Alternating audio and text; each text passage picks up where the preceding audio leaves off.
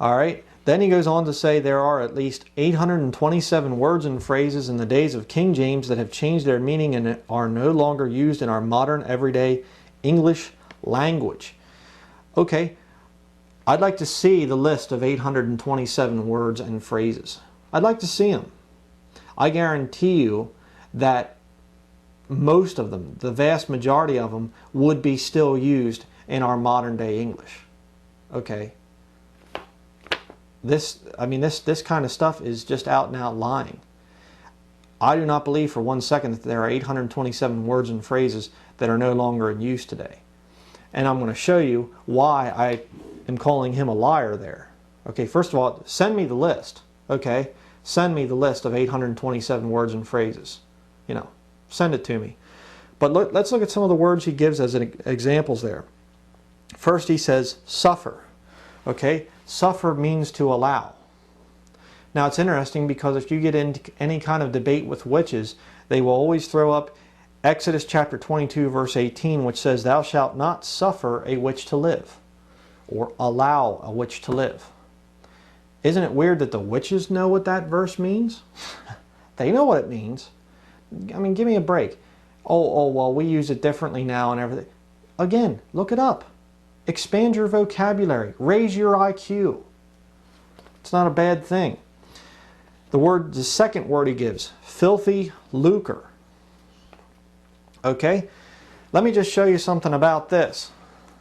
Okay, here we have a book by Lawrence Vance called Archaic Words and the Authorized Version. Now let's look up this word lucre. Of course, you know what filthy means. That's not archaic at all.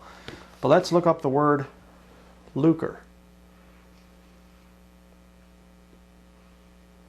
Okay, there he gives a scripture which contains the word lucre.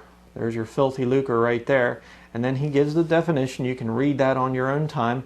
But it says down here, Sports Illustrated magazine certainly did not think it was archaic.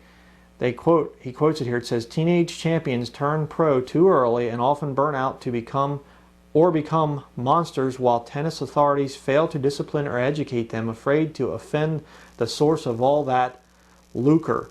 And right there, he gives a footnote.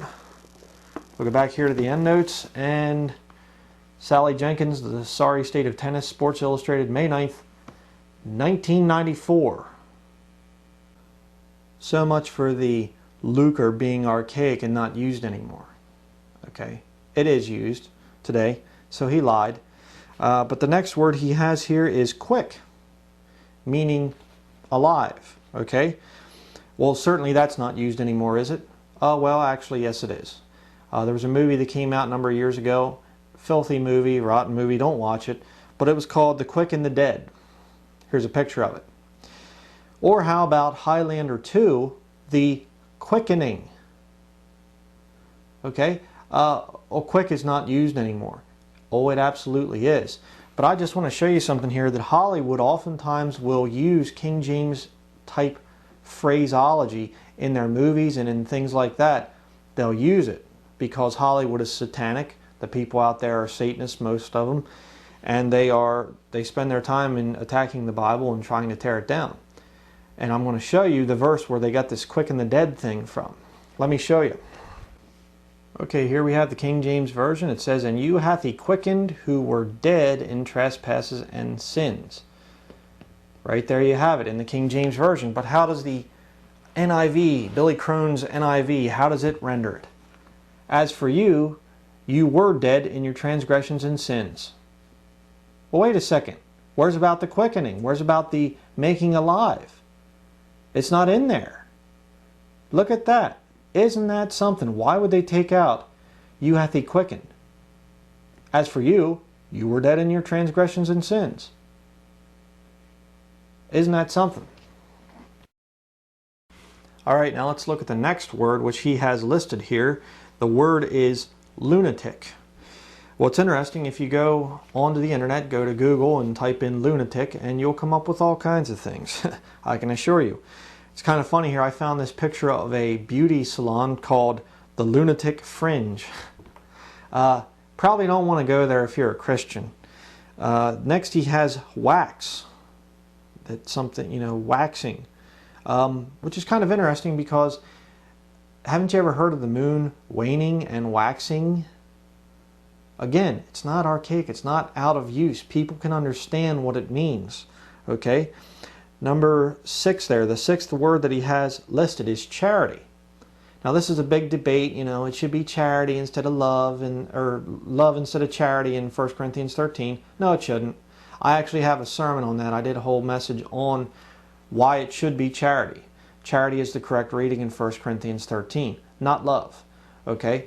But we actually have a whole denomination here, a Christian denomination where I live called Charity Ministries. It's not archaic. I mean, again, why would you pick a word like charity and say, oh, that's, you know, no longer, people don't understand what it means? It's nonsense. Absolute nonsense. And then he has a problem with the term gay clothing. I thought I heard a Christmas song the one time that said something about don we now our gay apparel, fa la la la la la la la la. Oh, but nobody knows what it means anymore. Yeah. And we're going to see, by the way, the NIV, I'm going to show you a little bit later, the NIV has the word gaiety in it. So, his arguments are just so pathetic, really. But let's continue here. He says, here's a modern paragraph told completely in the language of the KJV. How well can you understand it? And then what this cheap little liar does, this just false prophet, little con artist, he takes words that do appear in the King James Version and he constructs them into a fake paragraph. A paragraph that's not based on Scripture. A paragraph of his own invention to prove that the King James Bible is too hard to understand. Unbelievable. You talk about a deceiver. You talk about a con artist. This is incredible. And by the way, you look up these sentences, that sentence structure, it doesn't appear anywhere in the King James Version. The King James Version is so simple to understand. There are kids that can understand it. But the way he perverts it here, of his own writing, of his own imagination, he makes it look like, oh, you can't understand that thing. Billy Crone, you are a liar. Okay? That is deception. If you are saved, and I say it's a big if you are saved, you're going to answer for that. Okay? It's ridiculous. Absolutely ridiculous. And I'm going to show you, by the way, if you want to talk about archaic words, let me just show you a couple in the NIV. Lawrence Vance. We're going to go in here to the archaic words in the NIV. Here you have the NIV on the left, where it belongs, left, and on the right you have the authorized version. Okay? Look at this one. Voice, acclamation. I put the NIV in pink and the King James in blue. Thought that was appropriate too. How about story, annotations, chains, armlets, strong, blustering. Well, that clears it up. How about children, brood, colonnade, porch. Hey, let's go sit out on the front colonnade. Yeah, Boy, the NIV sure clears it up there. How about a riot? Coming soon to a city near you. No, we have dissipation today. You know, the LA dissipations. Hurricane Katrina dissipations. Yeah, give me a break. How about enter, encroach? Over here we have destruction, gadfly, yeah, archaic. Gaiety versus mirth. See, the old hypocrite Billy Crone won't show you stuff like that. Over here we have nations in the King James. How about the NIV? Goyim. So I could say some more on that, but for sake of time I won't. Cheeks. Jowls.